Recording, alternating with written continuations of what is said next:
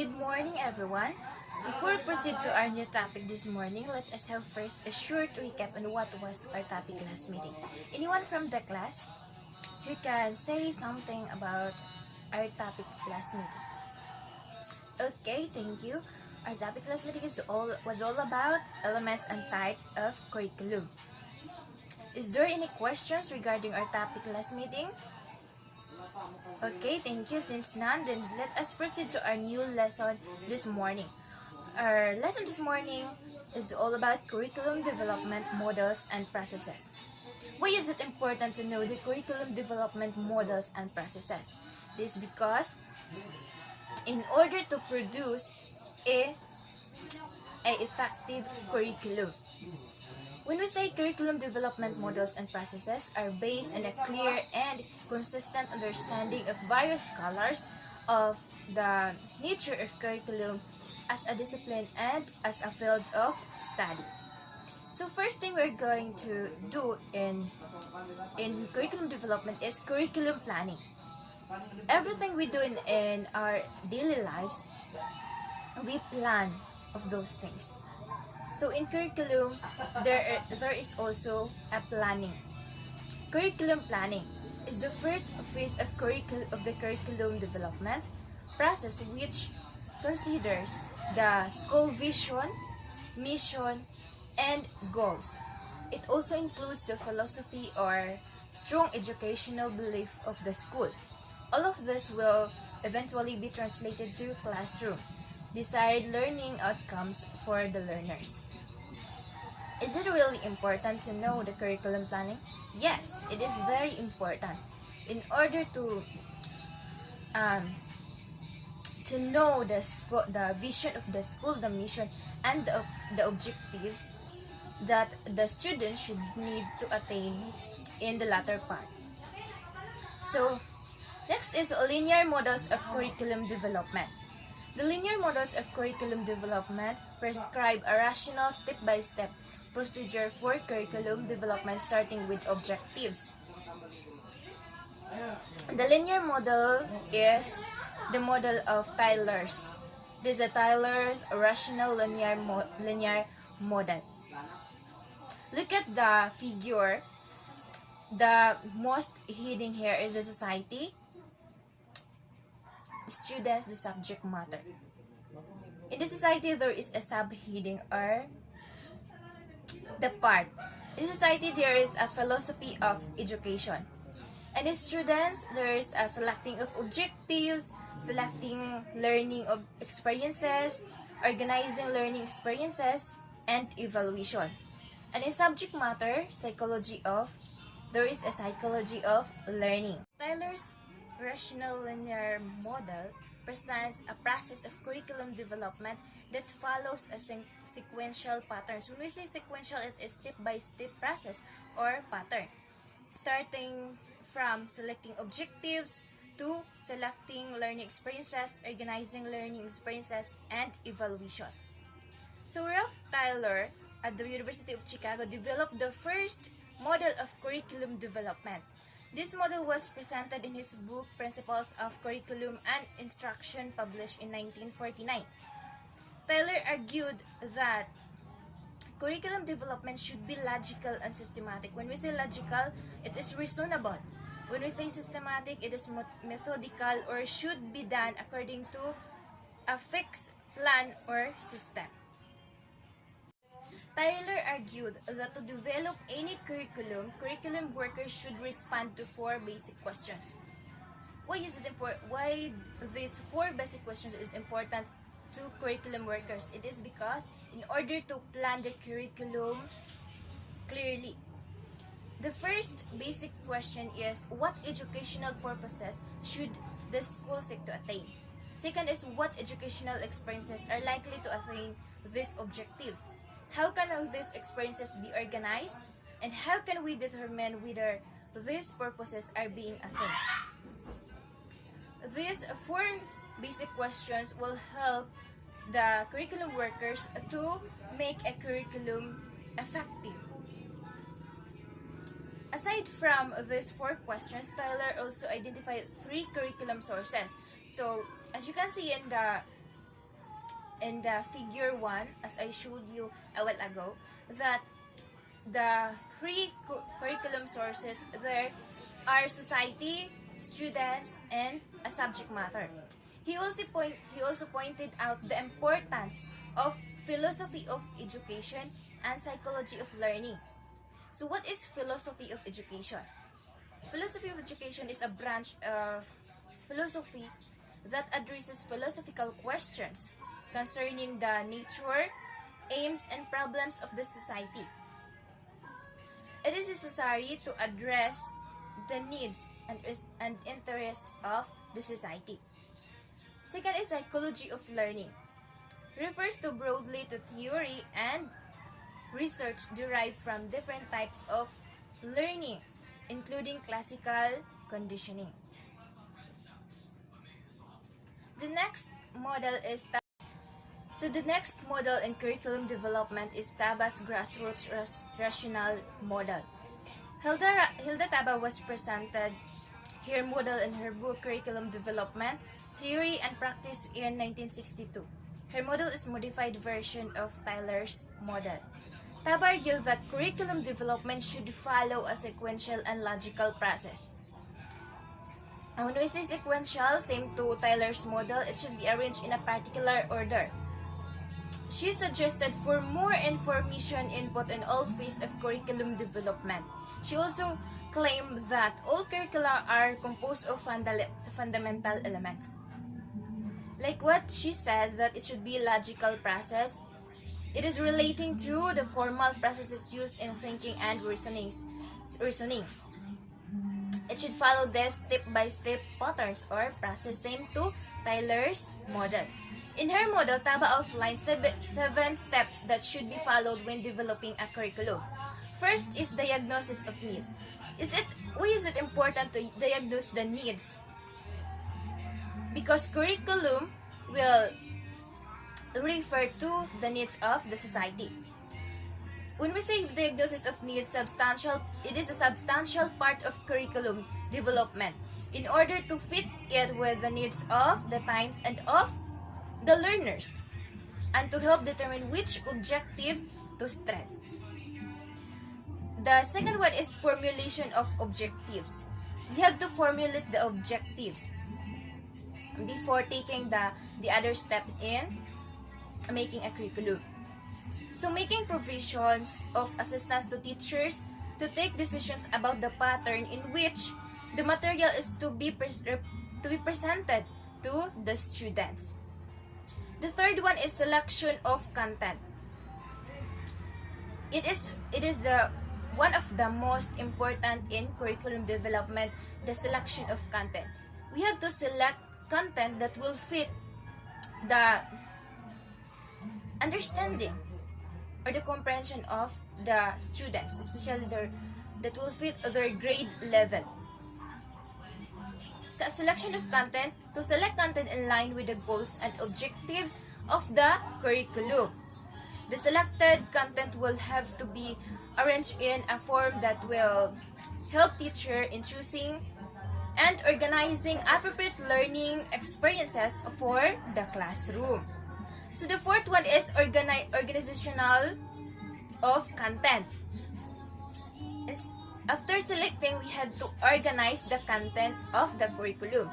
Content pages are organized to be useful to a wide range of users, the students and any of the teachers. Then the fifth one is selection of learning experiences. It is concerned with making decisions about the experiences and theory and practical which need to be given to the students undergoing any educational program. The sixth one is organization of learning experiences. It has to be done carefully and systematically. It involves identification and groupings of activities to be performed, along with establishment of authority responsibility relationships. The last steps in developing a curriculum according to Hilda Taba is determination of what to evaluate and ways and means of doing it. We know that evaluation is the very important part in curriculum. Evaluation is the substantial and only way to find out whether the goals, the objectives of the curriculum have been met in the latter part. Okay, the second one in curriculum development process is curriculum designing. You have to design the curriculum. It is the way curriculum is conceptualized to include the selection and organization of content, the selection and organization of learning experiences or activities, and the selection of the assessment procedures and tools to measure desired learning outcomes. So here in curriculum designing, we have to select and organize the content in order to avoid repetition or redundancy. We have to select a content that will fit on in every grade level. So the third model in curriculum development is standards-based curriculum development model. It is Alan Glatorn's model. Alan Glatorn developed standards-based curriculum development model intended for developing curriculum standards for any discipline from basic education to higher education. When we say standards are what curriculum, assessments, and professional development are designed to support and achieve. So this model is a curve that is developed by looking at the standards like district, state, or national, identifying the skills, knowledge, and dispositions that students should demonstrate to meet these standards. So there are three phases of standards-based curriculum development model. So the phase 1 is develop standards. So the first, develop a comprehensive set of content standards using multiple sources.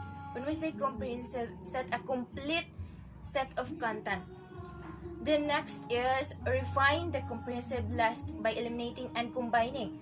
So in developing a comprehensive set of content, it is not the final. You have to refine, revise, or combine or eliminate the not useful content. Then the third is secure teacher input to identify teacher priorities. And the fourth is use data to develop final draft of standards divided into essential standards and enrichment standards. Then the next one is the phase 2 is develop benchmarks. So what is benchmarks? Benchmarks or benchmarking is a tool for improving performance by comparing the university's performance or standards or both. It is a point of reference from which measurements may be made. So the first one in developing benchmarks is review decisions about content emphasis. Then the second one is identify standards for continuing development, standards that will not be benchmarked. Then the third one is decide how benchmarks will be identified by task force or by teachers.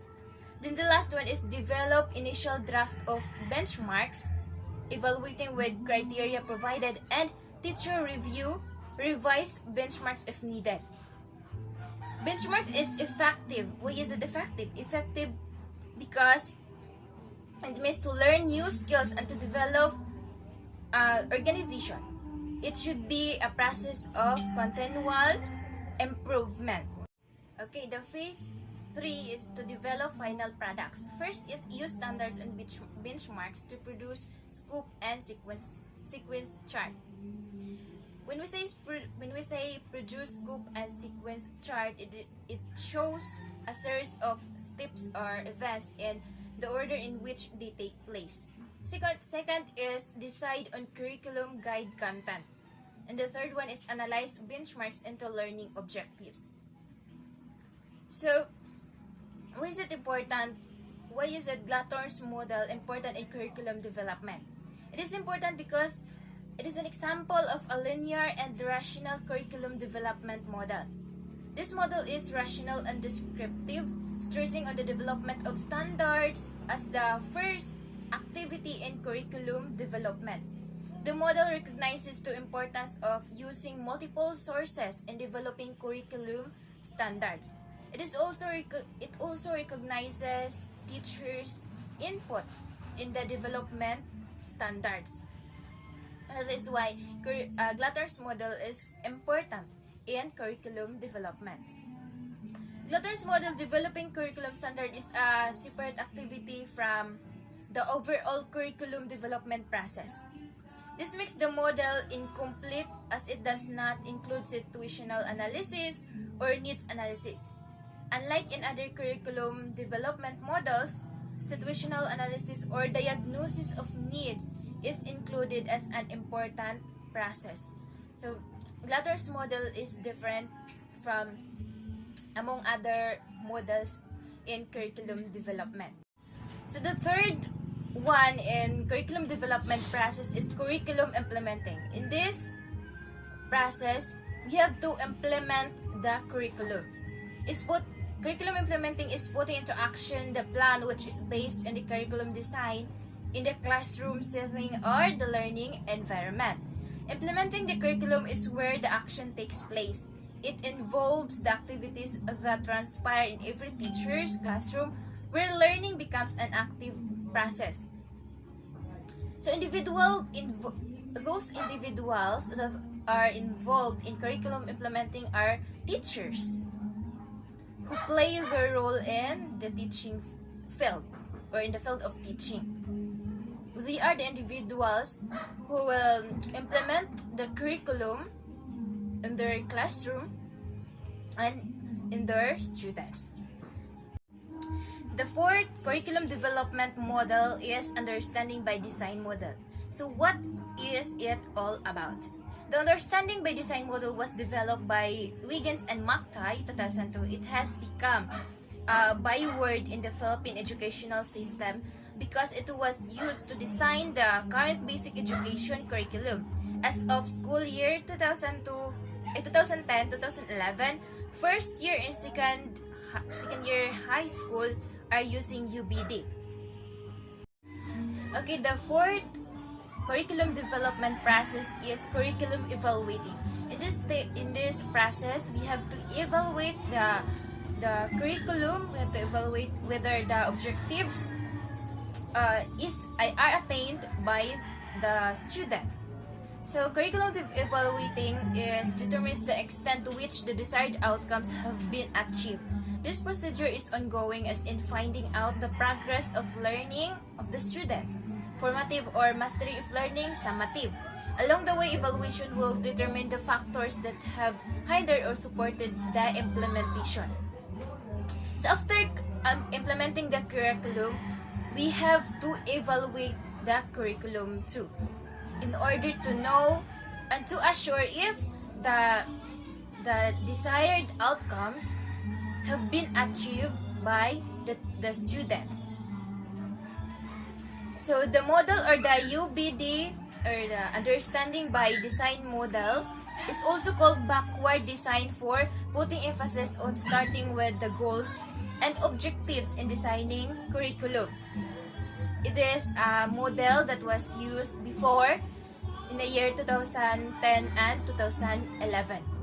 The model puts emphasis on designing curriculum to engage students in exploring and deepening their understanding of important ideas and the design of assessments. Look at the figure. Figure 1 shows the three stages in backward design process. So in stage 1, identify desired results, and in stage 2, determine acceptable evidence, and stage 3, plan the learning experiences and instruction. So in stage 1, it includes what students should know, understand, and be able to do. It also asks the questions about what is worthy of understanding and what enduring understanding are desired for the learners. Then this calls for examining current curriculum goals and established curriculum standards and reviewing curriculum expectations. That would be all on the stage 1, which is identify desired results. In stage 2, which is determine acceptable evidence, it calls for designing assessment evidence for documenting or validating whether the desired learning has been achieved. So in this stage, this model encourages the use of authentic assessment for assessing and evaluating students' learning. In stage 3, or plan the learning experiences and instruction. In this stage, it includes planning learning experiences that are useful in implementing the curriculum. In this stage, teachers decide on the type of activities that the students will do and the materials that will be needed for the planned activities. That's all. Thank you. So let's continue to systematic design model. Robert Diamond originally developed the systematic design model in the early 1960s. So this model has two basic pieces. So 1, project selection and design, and 2, production, implementation, and evaluation.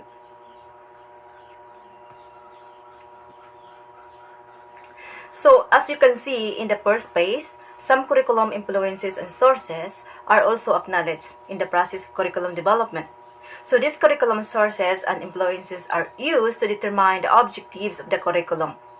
So the second phase of the model allows curriculum workers to design for the production and implementation of the curriculum and on the importance of the evaluation of instructional materials to ensure the smooth implementation of the curriculum. The model involves a series of tasks which, if carefully followed, may result in a relevant and effective curriculum. So, Murray-Prent model for curriculum development. So, Murray-Prent published his model in his book Curriculum Development and Design in 1993. As you can see, his model prescribes a sequential and logical approach to curriculum development to provide a useful and easy to understand process in developing curriculum. So, curriculum development is a decision-making process which emphasizes the faculty members must conduct researches as a basis for making curricular decisions. So, it is important to pose the following questions that may influence curriculum development.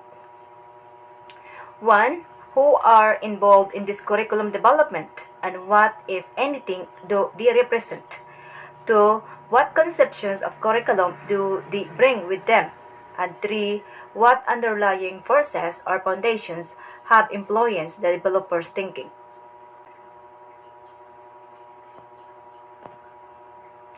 So the second phase in this model is the task of developing the curriculum. The procedure is cyclical, which begins with a situational analysis and continues with the aims, goals, and objectives, content, learning activities, and instructional evaluation, and then continuing to situational analysis again. The third phase includes the actual application that incorporates three major activities. 1. Implementation of the curriculum. 2. Monitoring of and feedback from the curriculum. And 3. The provision of feedback data of the research group. So, let's continue to cyclical models of curriculum development. The cyclical model prescribes a cyclical or continuous process of curriculum development. So, a cyclical model usually starts with situational analysis that serves as the basis for all the succeeding process. So, Audrey Nichols and Howard Nichols' model for curriculum development is an example of cyclical model for curriculum development, and it was developed by Nichols and Nichols in 1978. The model emphasizes the cyclical nature of curriculum development, and according to Nichols and Nichols, curriculum development is the continuous process. So as you can see in the model, it prescribes 5 logical interdependent stages that are continuous curriculum development process. The model starts with a situational analysis in which curricular decisions are made, followed by the selection of objectives and succeeding pieces.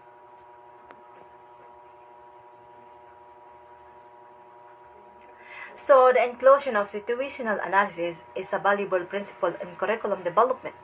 It enables the curriculum workers to understand better the context in which the school curriculum is developed. Wheeler's curriculum development model. So, in his influential book, Curriculum Process, Wheeler presented a cyclical process in which each element of the curriculum is related and interdependent. Although this model is also rational in nature, its phase is a logical development of the preceding one. One cannot proceed to the next phase unless the preceding phase is done. So Wheeler also emphasized the importance of starting from the development of aims, goals, and objectives. So the conceptual filters model of course planning. So the conceptual filters model of course planning was developed by Stark, Lothar, Bentley, Ryan Martens, Kenton, Wren, and Shawin as part of their study conducted at the University of Michigan National Center for Research to Improve Post-Secondary Teaching and Learning. This model appeared in the book Shaping the College Curriculum written by Stark and Latuca, published in 1997.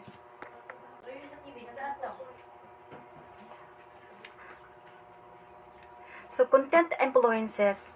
So as you can see in the model, the conceptual filters model of course planning is based on a research on how faculty members in several higher education institutions in the United States plan their curriculum. So, several curriculum influences such as faculty background and educational beliefs are recognized in the model. So, the influences and special role. So, as you can see in the model of the conceptual filters model of course planning, several curriculum influences such as faculty background and educational beliefs are recognized in the model. The influence and the special role of faculty members in curriculum planning and development are recognized as a main factor in curriculum development in higher education. Good day everyone, so this is my assigned topic, which is the dynamic models of curriculum development. So, when we talk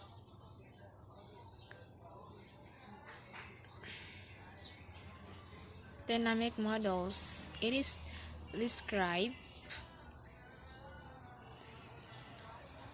how curriculum workers develop curriculum in various educational contexts. The dynamic curriculum development models are usually used in school-based settings. So, Denker Walker developed a model for curriculum development and first published it in the year of 1971. So, Walker contended that curriculum developers do not follow the prescriptive approach of the rationally linear sequence of curriculum development elements when they develop curricula.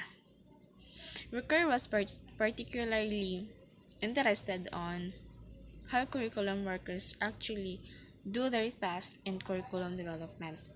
So the workers' naturalistic model is this.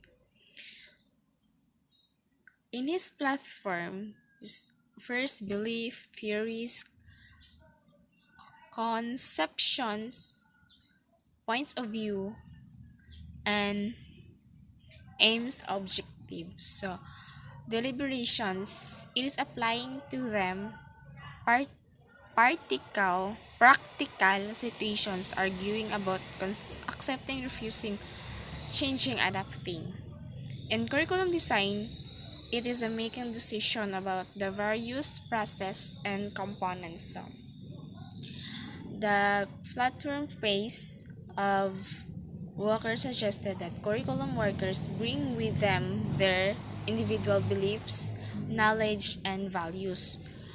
The deliberations phase involves identifying which facts are needed for means and ends, generating alternative and considering the consequences of these alternatives, the curriculum design involves planning, decision making, and actual development of the curriculum.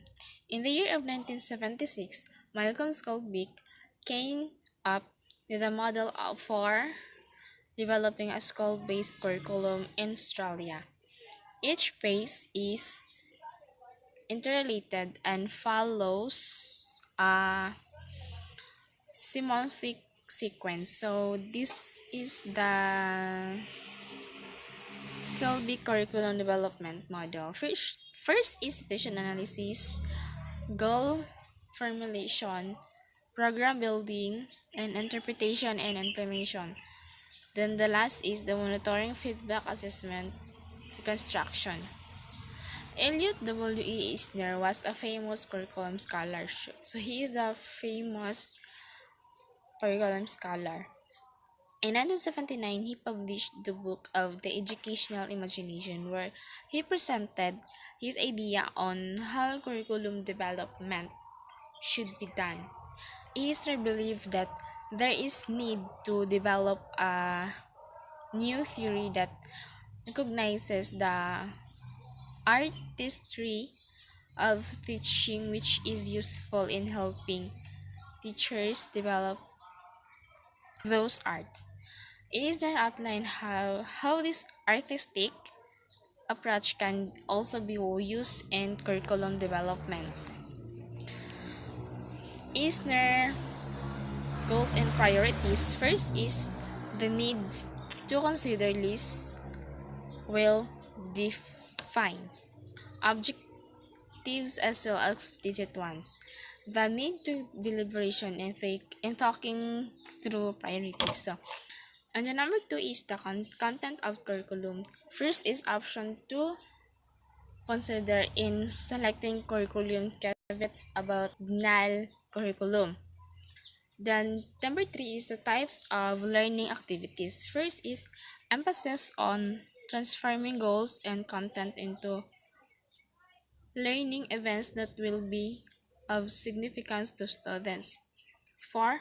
Organization of learning opportunities. Emphasis on a linear approach in order to encourage diverse students at outcomes. Then 5. Organization of the content areas. So emphasis on a cross-curricular organization of content. 6.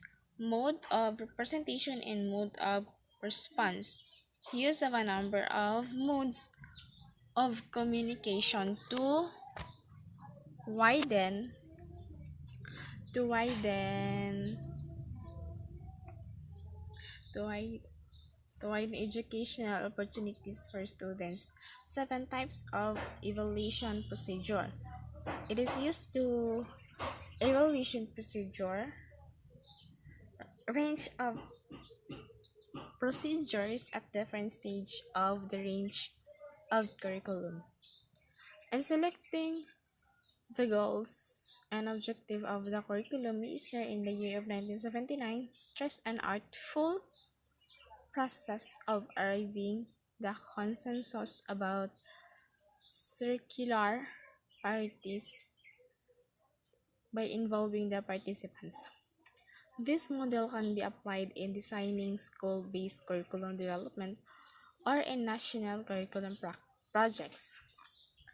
Pauline in the year of 2011 developed this model as one of the major outputs his doctoral dissertation in the University of the Philippines of Diliman.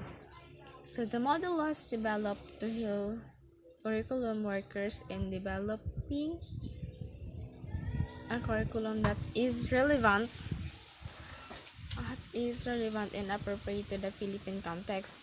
There are three curriculum sources in the model, which is the learner, society, and disciplines.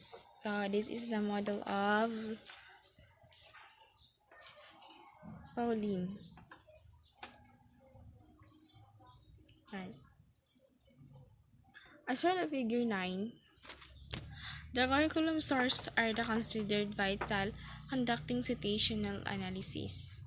Curriculum sources provide the necessary data and determining the goals and objective of the curriculum. The learners as a curriculum source is very important, knowing their interests,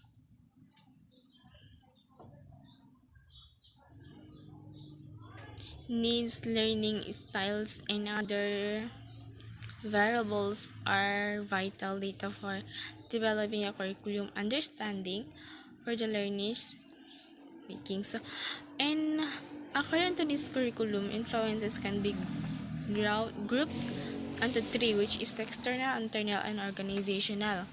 So the first is that when I want to talk external influences, it is our social factors that directly influence curriculum decision making. And internal influences are those that are related to the school, like faculty members, students, disciplines, are and programmation. 3. Organizational influences are school factors, but they are more concerned with the governance of the program in support system, like school resources, leadership, governance, and like program relationship. Situational analysis, it is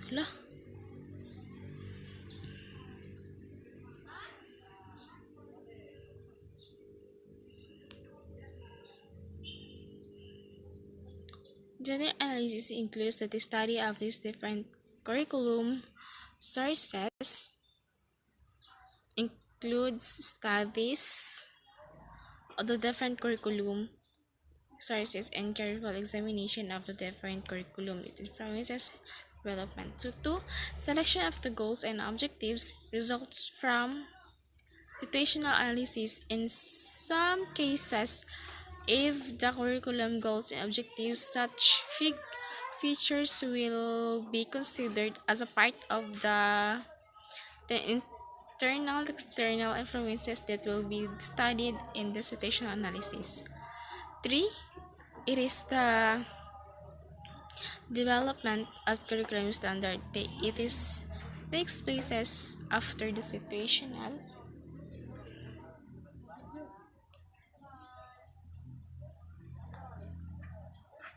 analysis and selection of goals and objectives. The first case phase is the Granton 1998 model was modified as simply that task developing curriculum standards. So A, it is the develop expensive the content standard by examining various curriculum sources of by influencing. B, align the standards with several criteria. C, secures teachers' input and revise and improve the standard. D, ask expert to validate the standard. D, the final drafts of standard divided into content standard, skills standards, and value standards.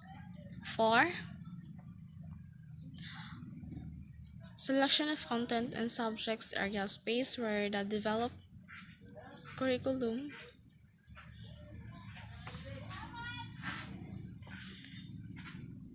is developed curriculum standards are used in selecting subjects or courses to be included in the curriculum. 5. Selections and organization of learning experiences includes selecting learning activities, organizing instructional plans, and selecting instructional materials to be used in explaining the curriculum. 6. Implementation involves the actual implementation of the curriculum by faculty members. It is where actual teaching and learning takes place.